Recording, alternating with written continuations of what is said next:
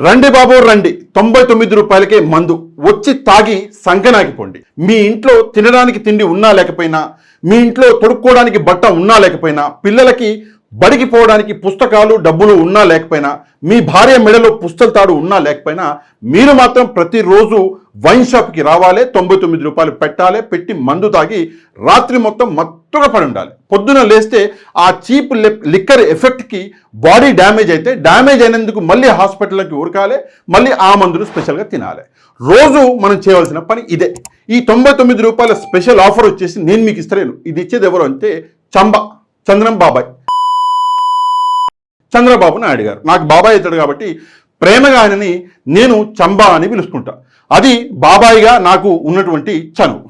కాకపోతే ఇదంతా ఎందుకు జరుగుతున్నది అంటే, ప్రభుత్వాన్ని మీరు ప్రశ్నించకూడదు.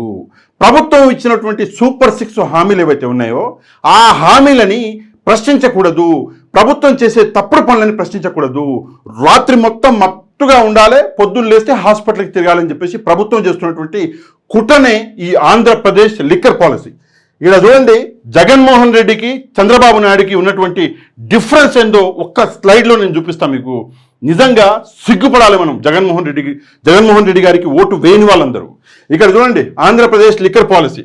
ఈ స్లైడ్లో సింపుల్గా మీకు 2014 నుంచి 19 వరకు ఏం జరిగింది, 19 నుంచి 24 వరకు ఏం జరిగింది, 24 నుంచి అంటే కొత్త ప్రభుత్వం వచ్చినప్పటి నుంచి ఇప్పటిదాకా ఏం జరుగుతుంది ఒక్కసారి చెప్తా. ఇక్కడ చూడండి, ఇక్కడ మీరు చూస్తే మొదట మనం స్టేటస్, అసలు ఈ వైన్ షాప్ల స్టేటస్ ఏంటి అంటే, చంద్రబాబు నాయుడు గారు ఉన్నప్పుడు 2014 నుంచి 19 వరకు ఈ వైన్ షాపులు ప్రైవేటు వాళ్ళ చేతుల్లో ఉండే. ప్రైవేట్ వాళ్ళ చేతుల్లో ఎవరు అంటే, మళ్ళీ ఆ ప్రైవేట్ వాళ్ళు ఎవరు అంటే టీడీపీ వాళ్ళే. అక్కడ లోకల్ ఎమ్మెల్యేనో మంత్రో ఎంపీనో ఎవడో వానికి చెందిన వాళ్ళ చేతిలో ఉండే మొత్తం ప్రైవేటు.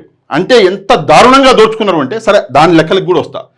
స్టేటస్ మాత్రం చంద్రబాబు నాయుడు గారు ఉన్నప్పుడు ప్రైవేట్ చేతుల్లో ఉండే. దాన్ని తీసి జగన్మోహన్ రెడ్డి గారు ఏం చేసిండు, 2019-24 మధ్యలో ఏం చేసిండు, ప్రైవేట్ వాళ్ళ చేతుల నుంచి తీసేసి ఆ షాపుల్ని గవర్నమెంటు హ్యాండ్ ఓవర్ తీసుకున్నది. అంటే ఆ షాపులన్నీ గవర్నమెంట్ చేతులు ఉన్నాయి.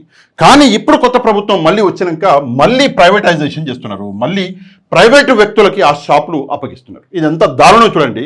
గవర్నమెంట్ చేతిలో ఆ షాపులు ఉంటే లెక్క బొక్క కరెక్ట్ ఉంటుంది. కానీ ప్రైవేటు వాళ్ళ చేతిలో ఉంటే ఏంటంటే ఇష్టం వచ్చిన ధరలు, షటర్ మూసినాక ఒక ధర, షటర్ తెరిచినాక ఇంకో ధర, ప్రజల్ని పీకదినడం. ఉండొద్దు ఈ సమస్యలు అని చెప్పేసి అసలు ప్రైవేట్ వాళ్ళకి ఇవ్వకుండా ఏం చేసిండు, గవర్నమెంట్ దగ్గర పెట్టుకున్నాడు జగన్మోహన్ రెడ్డి. మళ్ళీ చంద్రబాబు ఏం చేసిండు, ఇప్పుడు వచ్చి మళ్ళీ ప్రైవేటీకరణ చేస్తున్నాడు. నెక్స్ట్ వచ్చేసి పారామీటర్ ఏంటంటే లిక్కర్ షాప్స్. అసలు ఎన్ని లిక్కర్ షాపులు ఉండే అంటే, చంద్రబాబు నాయుడు గారు ఉన్నప్పుడు రాష్ట్రంలో 4380 లిక్కర్ షాపులు ఉండే. జగన్మోహన్ రెడ్డి గారు నేను అధికారంలోకి వస్తే లిక్కర్ అనేది లేకుండా చేస్తా, మెల్లమెల్లగా అంటే స్టెప్ బై స్టెప్ చేస్తా అని చెప్పేసి చెప్పిండు. ఆయన చెప్పిన విధంగానే చంద్రబాబు నాయుడు గారి హయాంలో 4380 లిక్కర్ షాపులు ఉంటే జగన్మోహన్ రెడ్డి గారు మెల్లమెల్లగా తగ్గించుకుంటూ దాన్ని 2934కి తీసుకొచ్చిండు. ఇది ఎట్లా తగ్గించిండు అంటే 1.3%. ఈ రేషియోలో తగ్గించుకుంటూ 1/3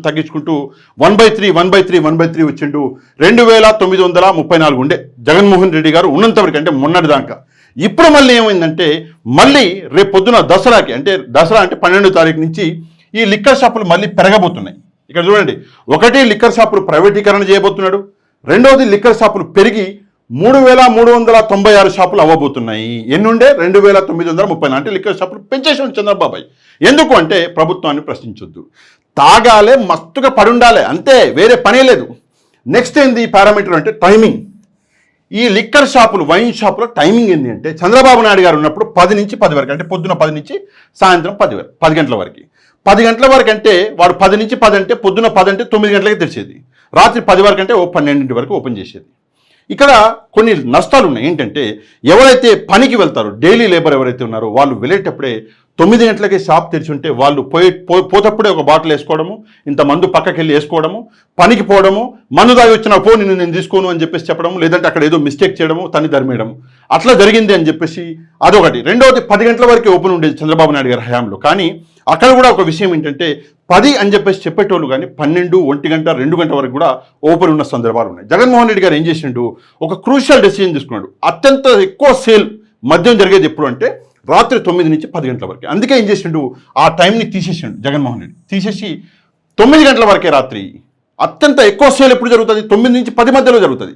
అప్పుడే ఆ టైం తీసేసి కేవలం 9 గంటల వరకే అని చెప్పాడు. అందువల్ల ఏమవుతుందంటే మద్యం అన్నది అవైలబుల్ ఉండదు ఎవరికి. ఉండకపోతే ఏంటి అంటే ఇప్పుడు నాలాంటి బతకస్తుడు ఎవడో ఉంటాడు, లేదు నేను ఆడుకోబోయి ఏం తెచ్చుకునేది బొచ్చు తాకుంటే ఏమవుతుందని చెప్పేసి ఊకుంటాం. అంటే మద్యం కన్జంప్షన్ అనేది తగ్గిపోద్ది. అది జగన్మోహన్ రెడ్డి ఆలోచించి టైమింగ్ తగ్గించిండు. కానీ మన చంద్రం బాబాయ్ రాగానే ఏం చేసిండు, మళ్ళీ పొద్దున్న 10 గంటల నుంచి రాత్రి 10 గంటల వరకు మళ్ళీ అదే దుకాణం. 10 గంటలు పొద్దునంటే మళ్ళీ 9 తెరవబోతున్నారు. ఇంకా దసరా నుంచి అంటే అది దరిద్రం. మళ్ళీ రాత్రి 10 అంటే మళ్ళీ అదే 1 గంట వరకు. అంటే ఫ్రీగా మద్యము ఏ టైంలో పడితే ఆ టైంలో అవైలబుల్ ఉండబోతుంది. అసలు మందు బాబులకి పండగ. కానీ రాష్ట్రం మొత్తం సంకనాగిపోద్ది. ఎందుకు సంకనాగిపోద్ది అంటే పాత రోజులు మనకు గుర్తుండి ఉంటాయి. ఒక 500 రూపాయల కూలికి వెళ్ళి ఆ 500 రూపాయల కూలి తీసుకుని ఇంటికి వస్తూ 300 రూపాయలు 250 రూపాయలు మధ్యలో తాగేసి ఇంటికి 200 రూపాయలు తీసుకొస్తే భార్య తాను ఏం తినాలి, మొగుడికి ఏం పెట్టాలి, పిల్లలకి ఏం పెట్టాలి, పిల్లలకి రేపు పొద్దున్న స్కూల్కి ఎట్లా పంపించాలి, ఈ పరేషాన్ అనేది మళ్ళీ మొదలైపోయింది. 5 సంవత్సరాల పాటు ఇది లేకుండే ఆ మద్యం పాలసీని మళ్ళీ తీసుకొచ్చిండు. అదే కాకుండా ఇంకో దరిద్రం ఏంటంటే అది కూడా ఈరోజు గాంధీ జయంతి. ఈరోజు ఇట్లాంటి నేను ఏం తిట్టాలో అర్థం కావట్లేదు. మా చంబాని తిడదామంటే నాకు బాబాయ్. నెక్స్ట్ మనం చూసుకుంటే ఏంటి అంటే పర్మిట్ రూమ్లు. ఓడి అమ్మ ఇది ఇంకా జోకు నిజంగా. నెక్స్ట్ పారామీటర్లో పర్మిట్ రూమ్లు. ఇక్కడ వైన్ షాపులు ఎన్ని ఉన్నాయి అంటే చంద్రబాబు నాయుడు గారి హయాంలో 4380 వైన్ షాపులు. ఆ ప్రతి వైన్ షాప్కి ఒక పర్మిట్ రూమ్ అని కూడా పెట్టుకున్నాడు. అది ఎందుకు పెట్టుకున్నాడో దేవుడికి ఎరక. అంటే ఆడ మందు కొని పక్కకి వచ్చి తాగుడో లేదా పర్మిట్ రూమ్ దేనికి వాడినో అది తెలియదు. నాకు కూడా అంత మందు మీద అంత అవగాహన లేదు. కాకపోతే చంద్రబాబు నాయుడు గారి హయాంలో 4380 పర్మిట్ రూమ్లు ఉండే దాన్ని జగన్మోహన్ రెడ్డి గారు మొత్తానికి పీకి పడేసిండు, సున్నా చేసిండు. ఇప్పుడు మళ్ళీ చంద్రబాబు నాయుడు గారు వచ్చిండు. ఇప్పుడు వైన్ షాపులు పెంచుతున్నాడు, మళ్ళీ పర్మిట్ రూమ్లు కూడా పెంచే అవకాశం ఉంది. ఇంకా పెంచలేదు, అందుకే నేను ఇక్కడ ఏం రాయాలే. నెక్స్ట్ మనం చూసుకుంటే బెల్ట్ షాపులు. ఓడమ్మ జీవితం బెల్ట్ షాపుల మజాక. చంద్రబాబు నాయుడు గారి హయాంలో 43,000 బెల్ట్ షాపులు ఉండే. 43,000 బెల్ట్ షాపులు ఆంధ్ర రాష్ట్రంలో, దేశంలో కాదు, మళ్ళీ నేను ఆంధ్రప్రదేశ్లోనే 43,000 బెల్ట్ షాపులు ఉండే చంద్రబాబు నాయుడు గారి హయాంలో. ఆ బెల్ట్ షాపులన్నింటినీ బెల్ట్ ఇచ్చి మరీ కొట్టిండు జగన్మోహన్ రెడ్డి రాగానే ఏం చేసిండు, 2019-24 మధ్యలో ఆ బెల్ట్ షాపులన్నింటినీ జీరో చేసిండు.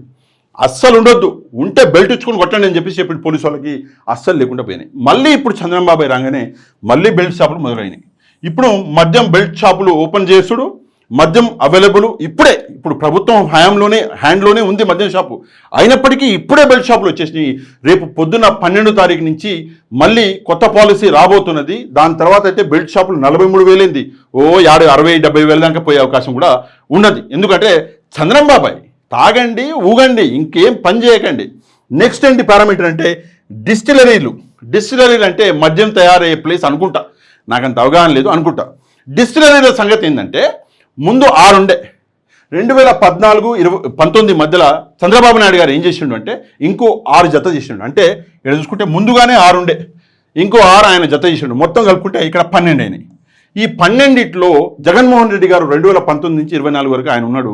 ఆయన ఒక్కటి కూడా పెంచలే. చంద్రబాబు నాయుడు 6 వేస్తే జగన్మోహన్ రెడ్డి గారు ఆ 12నే కొనసాగించాడు. కానీ ఎక్కడ పెంచలే, ఒక్కటి కూడా పెంచలే. కానీ మళ్ళీ ఇప్పుడు ఎన్ని పెంచుతాడో చంద్రబాబు నాయుడు గారు చూడాలి. నేను ఇక్కడ ఏం రాయలేదు, ఎందుకంటే ఇంకా ఆయన పెంచలేదు కాబట్టి రాయలేదు. ఈ డిస్టిలరీలు యాక్చువల్గా ఇవి తగ్గాలి. ఇవి తగ్గితేనే మద్యం అన్నది తగ్గుతుంది. నెక్స్ట్ మనం చూసుకుంటే ఈ ప్రైవేటైజేషన్ వల్ల ఏంటి లాభం అంటే పోయినసారి అంటే 2014-19 మధ్యలో పోయినసారి ప్రైవేటు వ్యక్తుల చేతుల్లోకి ఈ మద్యం దుకాణాలు వెళ్ళడం వల్ల 2,50,000 కోట్ల రూపాయలు, ఓడబ్బా లక్షలు అనుకునేరు, 2,50,000 కోట్ల రూపాయల డబ్బు అనేది మొత్తానికి లోపలేసుకున్నారంట మనోళ్ళు. అంటే మింగేసి స్వాహా అన్నారు. ఏంది ఈ మద్యం పేరు మీద 2,50,000 కోట్లు రా బాబు. ఓడమ్మ అది అందులో ఎన్ని సున్నాలు ఉంటాయో నాకు కూడా తెలియదు. అట్లాంటి పరిస్థితి మొత్తానికి మింగి కూసు. అది కూడా ఎవరు అంటే మింగినోళ్ళు అంటే పచ్చ తమ్ముళ్ళు, అందరూ పచ్చ బ్యాచ్ మొత్తానికి. ఎందుకంటే అన్ని షాపులు వాళ్ళ చేతిలో పెట్టుకున్నారు, అధికారం చేతిలో ఉన్నది, అన్ని షాపులు వాళ్ళ చేతిలో పెట్టుకున్నారు. అదే జగన్మోహన్ రెడ్డి గారి చేతిలో 5 సంవత్సరాల అధికారంలో ఉన్నది. కానీ ఒక్క షాపు ఏ ఎమ్మెల్యే చేతిలో ఏ ఎంపీ చేతిలో లేదు, అన్ని ప్రభుత్వం చేతిలోనే ఉన్నాయి షాపులు. ఇక్కడ అదే అంటున్నాను నేను, no private shops. Jaganmohan Reddy గారి హయాంలో నో ప్రైవేట్ షాప్స్. ఇప్పుడు మళ్ళీ ఇక్కడ చాలా ఇంపార్టెంట్, మళ్ళీ ప్రైవేటీకరణ చేయబోతున్నాడు చంద్రబాబు నాయుడు గారు. మొన్న మండే రోజు మధ్యరాత్రి, అదేందో దొంగల్లాగా మధ్యరాత్రి ఒక జీవో తీసుకొచ్చిండు. ఏమని అంటే లేదు మద్యం దుకాణాలు మళ్ళీ ప్రైవేట్ ఇది ఇస్తున్నాము, 11వ తారీఖు వచ్చేసి వాటిని అది సెలెక్ట్ చేస్తాము, 12వ తారీఖు అంటే దసరా రోజుల నుంచి ప్రైవేట్ షాపులు మళ్ళీ ఓపెన్ అవుతాయి అని చెప్పేసి మధ్యరాత్రి మొన్న మండే మధ్యరాత్రి జీవో అన్నది పాస్ చేశాను. అంటే 12వ తారీఖు నుంచి దసరా రోజు నుంచి ప్రైవేటు దుకాణాలు మద్యం దుకాణాలు అవైలబుల్ ఉండబోతున్నాయి. అంటే దరిద్రాన్ని మంచి రోజు తీసుకొస్తున్నాడు మా చంద్రంబాబాయ్. ఆయన టట్టి పని చేయడు. నువ్వు అనుకుంటున్నావు 45 సంవత్సరాల ఇండస్ట్రీ, ఆయన ఏం చేసినా కూడా క్లాస్గా ఉంటుంది. దరిద్రాన్ని కూడా మంచి రోజు చూసి మంచి సిద్ధాంతులను పిలిపించి మంచిగా ఆ డేటు ఆ టైము ముహూర్తం తీపిచ్చి ఆ దరిద్రాన్ని తీసుకొస్తాడు. మళ్ళా రాష్ట్రంలో ఎన్నో సంవత్సరాలు 5 సంవత్సరాల నుంచి దరిద్రం పోయింది అనుకొని ప్రతి మహిళ ఆనందపడుతుంటే ఇప్పుడు ఆ దరిద్రాన్ని బొట్టు పెట్టి మరీ పిలుస్తున్నాడు మా చంబా అంటే చంద్రంబాబాయ్. ఇది ప్రస్తుతం ఆంధ్రప్రదేశ్లో పరిస్థితి. ఇక్కడ ఇంకో విషయం ఏంటంటే మన అటు పక్కన చూసుకుంటే డిప్యూటీ సీఎం మన ఎవరు పవన్ కళ్యాణ్ గారు, డిప్యూటీ సీఎం పవన్ కళ్యాణ్ గారు, ఆయన సినిమాలలో యాక్టింగ్కి గ్యాప్ వచ్చింది, చాలా గ్యాప్ వచ్చి సినిమా చేస్తున్నాడు కదా, చాలా రోజులైంది. ఆయనలో ఉన్నటువంటి యాక్టర్ బయటికి తనుకుంటూ బయటకు వచ్చి ఏం చేస్తున్నాడు అంటే బయటనే యాక్టింగ్ చేస్తున్నాడు. అది కూడా ఆడ చేస్తే పర్లా, తిరుపతి గుళ్ళ యాక్టింగ్ చేస్తున్నాడు. ఆ యాక్టింగ్ కూడా ఏ లెవెల్లో ఉందంటే ఆస్కర్ లెవెల్ పర్ఫార్మెన్స్ ఇస్తున్నాడు మనోడు. ఎందుకంటే ఆయనకు అలవాటు కెమెరాల ముందు పర్ఫార్మెన్స్ ఇచ్చాడు. మొన్న చూసాం పొరక పట్టుకొని ఎవరైనా సరే గుడి మెట్లు పైనుంచి కిందికి గడుగుతాడు, కానీ కింది నుంచి పైకి గడగంగా నేను పవన్ కళ్యాణ్ గారిని చూసిన. మొన్న అది చేసిండు. నిన్ననేమో మెట్లెక్కి పోతున్నాను, 2 మెట్లు ఎక్కుతున్నాడు ఆగుతున్నాడు, 2 మెట్లు ఎక్కుతున్నాడు ఆగుతున్నాడు. నేను పవన్ కళ్యాణ్ అంటే హీరో, ఒక్కొక్కరిని 10 మందిని కొడతాడు ఒక్కో సినిమాలో, మెట్లన్నా కరెక్ట్ ఎక్కుతాడు అనుకుంటే 2 మెట్లు ఆగుతున్నాడు. ఆయనకి మళ్ళీ ఒకడు ఫ్యాను ఇట్ అంటున్నాడు. ఎందుకంటే పాపం చెమటలు గారిపోతున్నాయి పవన్ కళ్యాణ్కి, ఫిట్నెస్ లేదు. రాహుల్ గాంధీ 1.5 గంటలు ఎక్కిండు, జగన్మోహన్ రెడ్డి గారు 3 గంటలు ఎక్కిండు.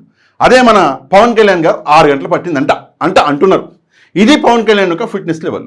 ఎందుకు అంటే యాక్టింగ్, ఈయన అది అంటారు కదా కెమెరా స్టార్ట్ యాక్షన్ అని చెప్పేసి, అట్లా మెట్లెక్కి మొత్తం ఓ పెద్ద దాన్ని తీసుకెళ్ళిండు, మొత్తం సైన్యాన్ని తీసుకెళ్ళిండు, కెమెరాలని వాటిని.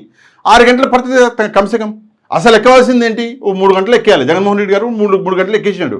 కానీ మనోడు మొత్తం బెటాలియన్ ఎసుకపోయింది కదా, ఆ బెటాలియన్కి పర్ఫార్మెన్స్లు ఇవ్వడము, చవటలు దుడవడము, ఒకడు గాలి తిట్టు అనడం, అవి మొత్తం పర్ఫార్మెన్స్లు అయ్యేసరికి 6 గంటలు పట్టింది.